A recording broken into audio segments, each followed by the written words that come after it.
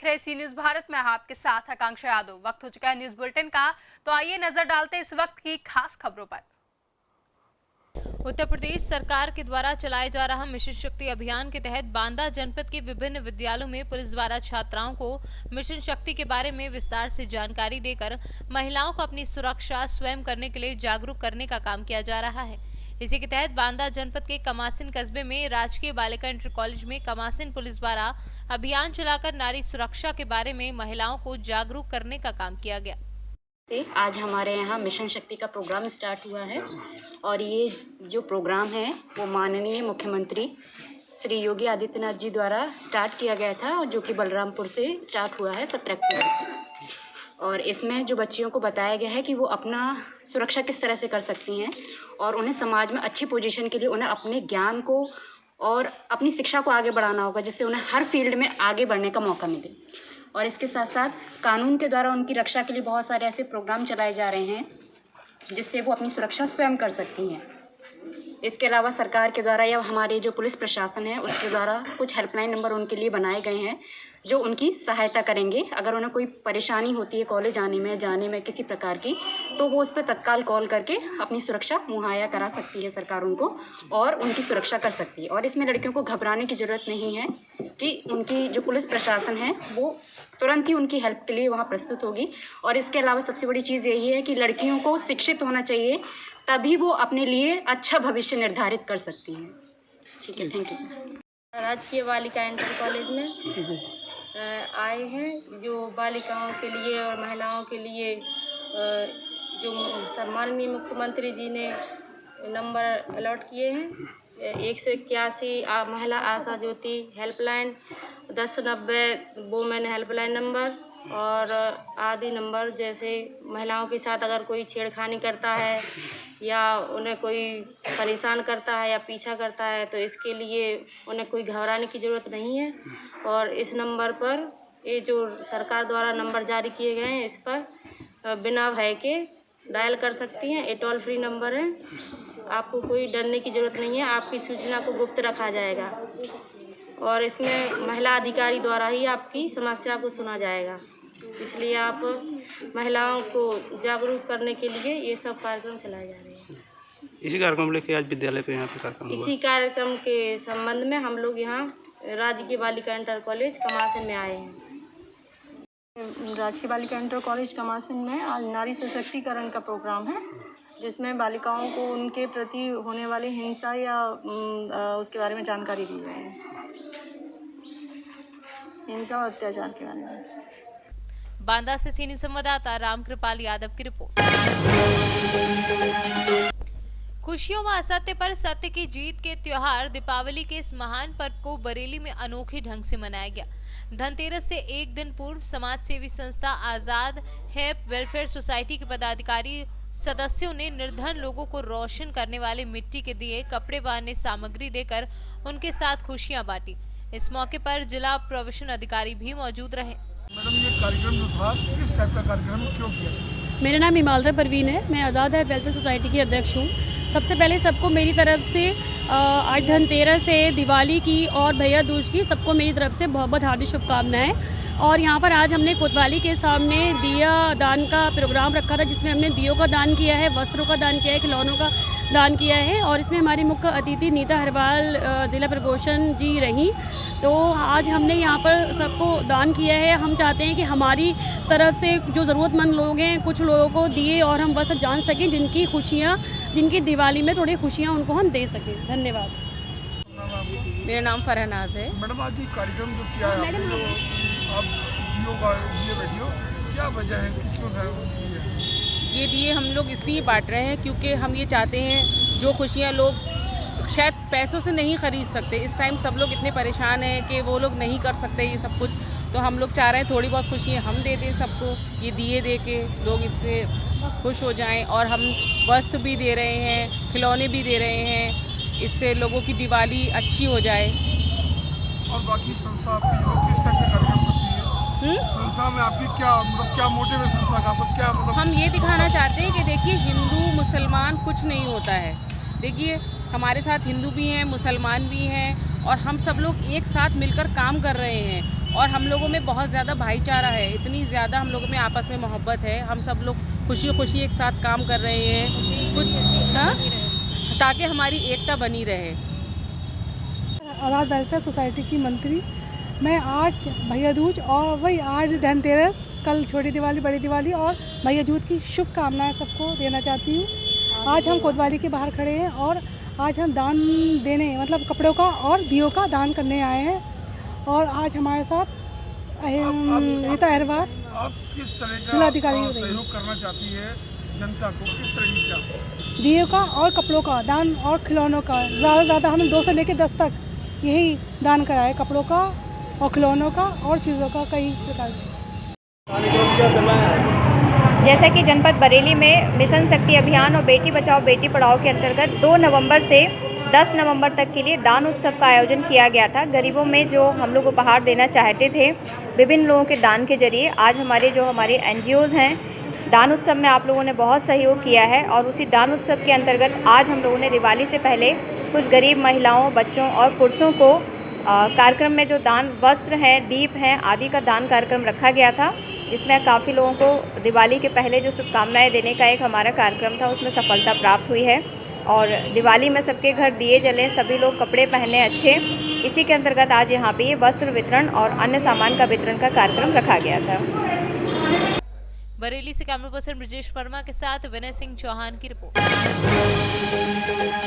सुपौल जिला के पिपरा प्रखंड क्षेत्र अंतर्गत बसाहा पंचायत के झोकायर दुर्गापुर रामजी नगर में श्री श्री 108 बाबा बजरंगबली के प्राण प्रतिष्ठा हेतु गाजे बाजे के साथ 251 कुंवारी कन्याओं द्वारा कलश यात्रा निकाली गई। कलश यात्रा का भ्रमण जो झोकायर, गोलिया, गढ़िया, सुखा, सनी तेतरा और तिनटोलिया होते हुए पुनः दुर्गापुर यज्ञ स्थल पर बाबा बजरंगबली के मंदिर में श्रद्धा पूर्ण समर्पित किया गया। बाबा आप ये कलश यात्रा निकाले हैं, किस खुशी में निकाले हैं, थोड़ा बताएंगे बाबा? क्या आप जो यह कलश यात्रा निकाले हैं किस खुशी में निकाले हैं, थोड़ा बताएंगे? श्री हनुमान जी की प्राण प्रतिष्ठा करने के लिए आज त्रयोदशी तिथि है और आज हनुमान जी का जन्म का दिवस है, इसीलिए उसी पर बहुत पहले से आयोजन करके हम लोग तब इसकी कलश यात्रा निकाले हुए हैं। आचार्य स्वामी रामजी दास जी महाराज के कर कमलों द्वारा इसका कार्यक्रम शुरू किया गया है। दुर्गापुर रामजी नगर।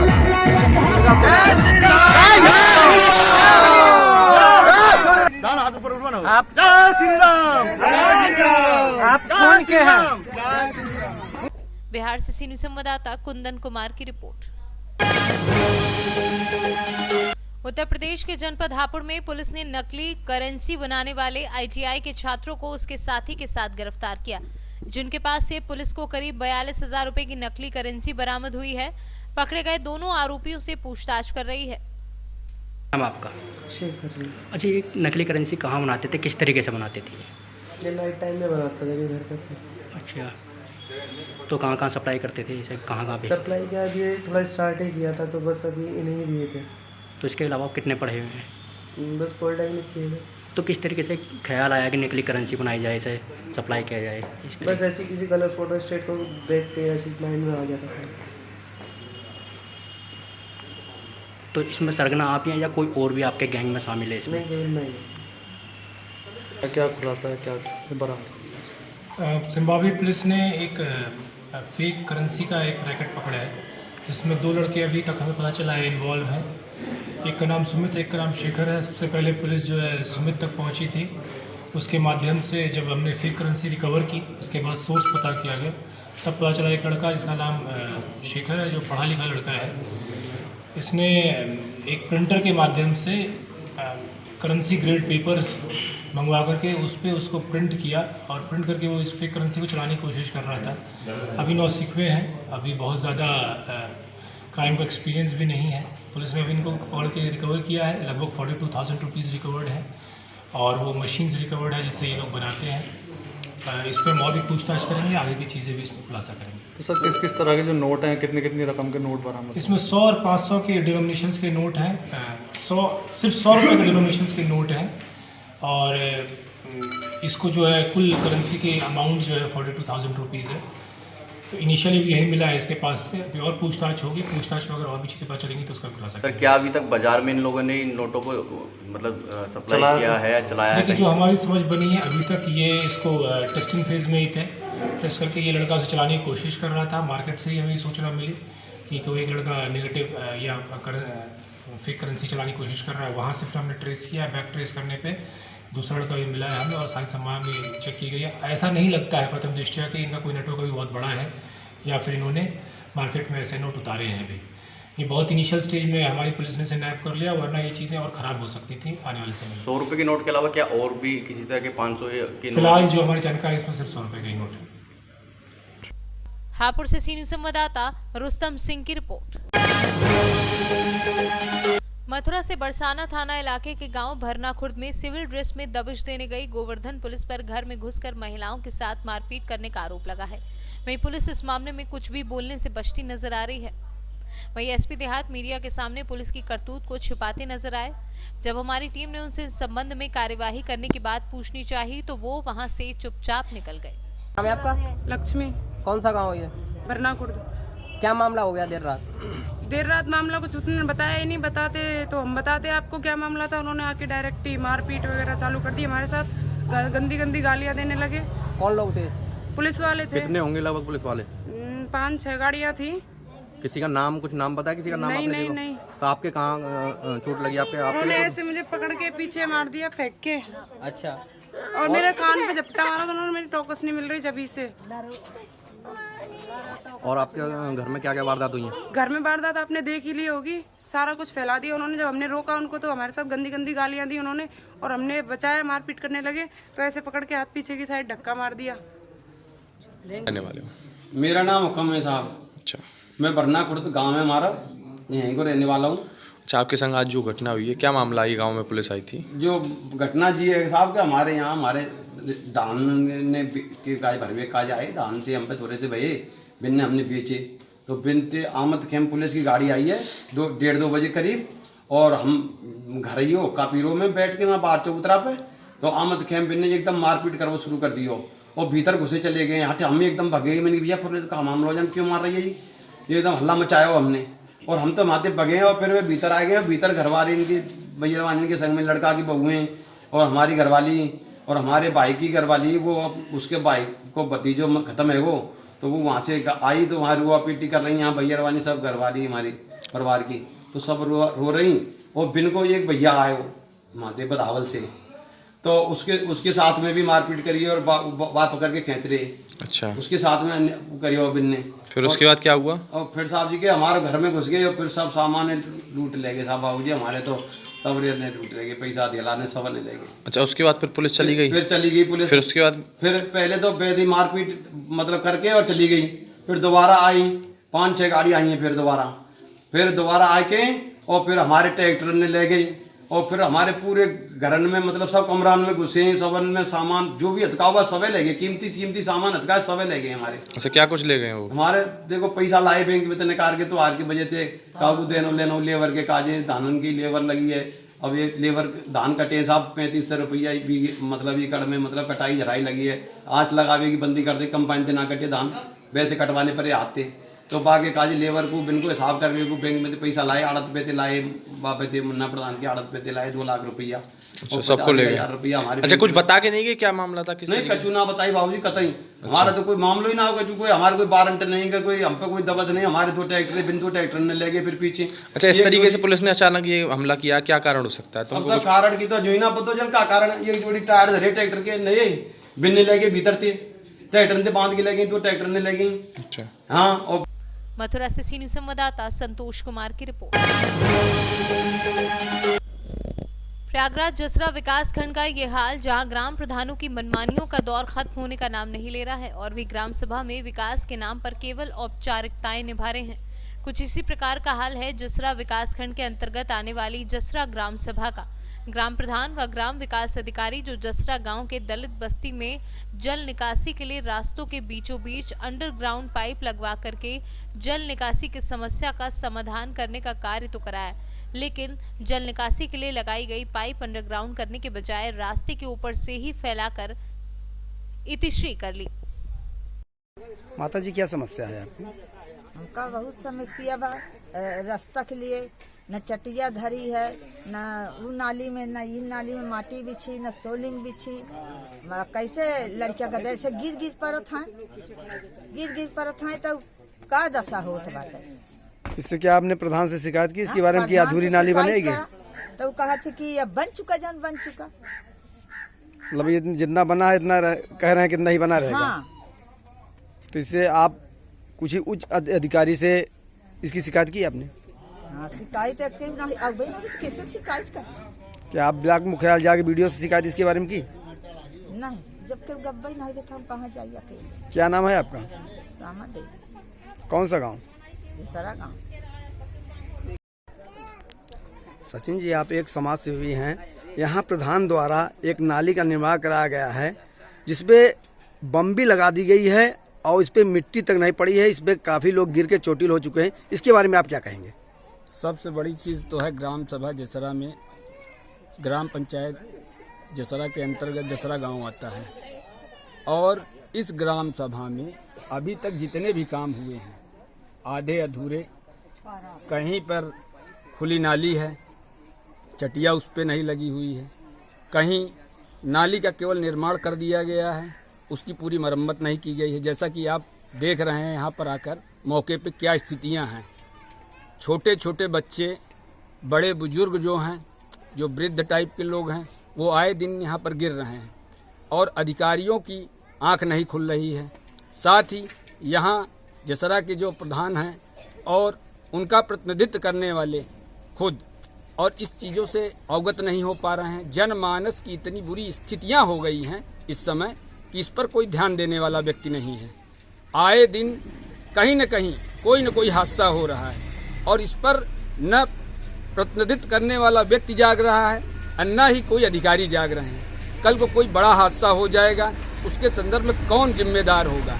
आए दिन की जो समस्याएं डेली पर डेली बनी हुई हैं और उसको कोई देखने वाला नहीं है। यहाँ पर महिलाएं भी हैं, बड़े बुजुर्ग भी हैं, नौजवान साथी भी हैं। सब इस परिस्थितियों से इस तरीके जूझ रहे हैं। आए दिन नाली बहाने से लेकर नाली के जाने के रास्ते से लेकर आवागमन सब बाधित हो चुका है।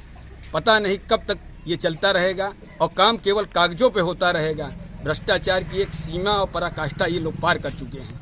ये कौन से प्रधान ने बनवाया है? इनका प्रधान का क्या नाम है? हमारे जसरा ग्राम पंचायत के प्रधान पति हैं महेंद्र कुमार किशोरवानी। उनके द्वारा ये कार्य और सेक्रेटरी के द्वारा ये कार्य चल रहा था। विगत कई महीनों से ये खुला पड़ा हुआ है। मौके पे आप स्थितियाँ परिस्थितियाँ देख रहे हैं। और जैसे कि इसका नाली का निर्माण हो चुका है, इस पे मिट्टी नहीं पड़ी, क्या सरकार द्वारा इसका पैसा पूरा पास हो चुका है? जैसे सुनने में तो ये आ रहा है, ये तो कागजों पर ही पता चल पाएगा कि इसका धनराशि कहाँ गई। जैसे लोग बता रहे हैं, जनमानस बता रहा है कि इसका पैसा निकल चुका है और यहाँ काम नहीं हुआ है। आए दिन कोई न कोई घटना हो रही है। प्रयागराज से सी न्यूज़ संवाददाता राकेश पटेल की रिपोर्ट। प्रयागराज जसरा ब्लॉक मुख्यालय के सभागार में ग्राम सभाओं में नियुक्त स्वच्छाग्राहियों का एक दिवसीय प्रशिक्षण शिविर आयोजित किया गया, जिसमें उपस्थित स्वच्छाग्राहियों को ग्राम सभाओं में जाकर के विद्यालयों से संबंधित एक सर्वेक्षण तैयार करना है, जिसके तहत उन्हें ग्रामीणों से मिलकर के किन किन बिंदुओं पर सवाल पूछने हैं और किन किन बिंदुओं पर सभी स्वच्छग्राही कर्मियों को जांच करनी है। इन सब के बारे में प्रशिक्षण शिविर और मौजूद अधिकारियों के द्वारा उन्हें समझाया गया और सभी स्वच्छग्राहियों को ये भी बताया गया कि उनके द्वारा टीम बनाकर के ग्राम सभा में ये कार्य करना है, जिसका उन्हें शासन द्वारा निर्धारित पारिश्रमिक दिया जाएगा। ये स्वच्छाग्राहियों को जो प्रशिक्षण दिया गया है, इसके बारे में आप क्या कहेंगे? इसके बारे में यही दिया जा रहा है कि अभी तक हम लोग जो है ODF के उस पर बात कर रहे थे। अब हम लोग ODF प्लस के पे जो है बात करेंगे कि उसमें क्या क्या चीज़ें नई जुड़ी हैं। उसमें हम लोग जो है ये 5 साल का DPR बन रहा है। अभी तक हम लोग 2011 सर्वे के अनुसार से काम कर रहे थे। अब ये जो है DPR जो बनेगा 2024-25 तक चलेगा। उसमें जो है जैसे स्वच्छता गड्ढा है, रेन वाटर हार्वेस्टिंग है, सामुदायिक शौचालय का रखरखाव, तमाम प्रकार की चीज़ें जो है उसके संबंध में स्वच्छाग्राहियों को एक दिवसीय प्रशिक्षण का कार्यक्रम आज आयोजन हुआ है। इसके संदर्भ में जो है सभी स्वच्छाग्राही आए, भाग करे, सब लोगों को बताया गया। जैसे कि आप लोगों को कार्य तो बताया गया कि इस तरह से आप करना है, आपको मानदेय किस हिसाब से मिलता है? नहीं, हमारे यहाँ स्वच्छाग्रहियों का मानदेय कोई फिक्स नहीं है शासनादेश के अनुसार। यदि शासनादेश से जो अभी ये फेज 2 का जो हम लोग काम करा रहे हैं, स्वच्छाग्रहियों को पर डे का जो है 250 के हिसाब से जो है इनका भुगतान किया जाएगा। आपका परिचय? मेरा परिचय है, मैं ब्लॉक कोऑर्डिनेटर हूँ पूरे विकासखंड का जो है स्वच्छाग्रही। क्या नाम है आपका? मेरा नाम कृष्णराज सिंह है। तो जो ये स्वच्छाग्रहियों की एक दिवसीय प्रशिक्षण कार्यशाला चल रही है, इसमें स्वच्छाग्रहियों को क्या प्रशिक्षण दिया जा रहा है? इसमें हम लोग अब जो है SBM फेज 2 का सर्वे करने जा रहे हैं। इसमें हम स्वच्छाग्रहियों को किस तरह से सर्वे करना है, उसमें उनको सर्वे के दौरान ग्राम पंचायत से क्या क्या सूचनाएं लेनी है, उसके बारे में हम लोग विस्तृत जानकारी दे रहे थे ताकि वो गांव में जाके सर्वे कर सके। उस सर्वे के आधार पे हम उस गांव में क्या क्या अभी और काम कराना है वो सर्वे करके हमें देंगे, तो उसी के आधार पे फिर हम सरकार से डिमांड करेंगे कि अभी इस गांव में ये काम अभी बाकी है, ये काम कराया जाना है। अगले 5 साल जो है हम ODF प्लस पे काम करने जा रहे हैं। अब हम लोग समुदाय को, कम्युनिटी को लेके चलेंगे, उनके जहाँ पे जो भी कम्युनिटी में आवश्यकता होगी उसकी आवश्यकता को। सर, ये जो स्वच्छाग्रहियों के एक दिवसीय प्रशिक्षण चल रहा है, इसमें स्वच्छाग्रहियों के क्या बताया जा रहा है? देखिए, अभी हमारा ये SBM सेकेंड फेज स्टार्ट हो गया है। चूँकि सबको पता है SBM प्रथम फेज में हम लोगों का व्यक्तिगत शौचालय का निर्माण कार्य कराया गया था, ठीक है। अब वो हमारा पूर्ण हो चुका है, इसलिए अब हम भारत सरकार ने SBM सेकेंड फेज का स्टार्ट किया है। SBM सेकेंड फेज में क्या है, आपका सामुदायिक शौचालय का निर्माण कार्य हो रहा है, ठीक है। और जो पूर्व में शौचालय, व्यक्तिगत शौचालय का निर्माण कार्य कराया गया है, उसकी स्थिरता बरकरार करने के लिए हम इन लोगों को प्रशिक्षण दे रहे हैं। एवं इसके अतिरिक्त ठोस एवं तरल अपशिष्ट के प्रबंधन के बारे में भी इन लोगों को जानकारी दी जा रही है। अब इन लोगों का मूल काम ये रहेगा कि ये लोग प्रत्येक ग्राम पंचायतों में जाके हमारा सर्वे करेंगे। सर्वे फॉर्मेट इन लोगों को दिया गया है, निम्न बिंदुओं पर इन लोग द्वारा सर्वे किया जाएगा।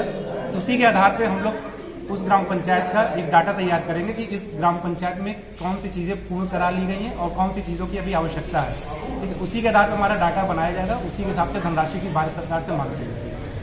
तो जैसा अभी तक इन लोगों का मानदेय तय नहीं हुआ है, तो इसके बारे में आप क्या कहेंगे? नहीं, मानदेय भारत सरकार की जो गाइडलाइन आई है उसमें निर्धारित है। ये 2 टीम बनाई जाएंगी जो कि एक ग्राम पंचायत का सर्वे करेंगी। 2 टीमों को प्रत्येक एक दिन का हमें 250 रुपये दिया जाएगा इनको। जैसे 2 टीम है तो 250 रुपये एक लोगों को, 250 रुपये एक लोगों को, तो एक दिन में 500 रुपये इन लोगों को मानदेय के रूप में दिया जाएगा। आपका परिचय? जी, मेरा नाम निर्भय है, मैं जिला परियोजना समन्वय इलाहाबाद। प्रयागराज से सी न्यूज संवाददाता राकेश पटेल की रिपोर्ट। फिलहाल के लिए न्यूज बुलेटिन में बस इतना ही। देश और दुनिया की तमाम बड़ी खबरों के लिए जुड़े रहे सी न्यूज भारत के साथ। हर खबर आपके साथ, आपके हाथ।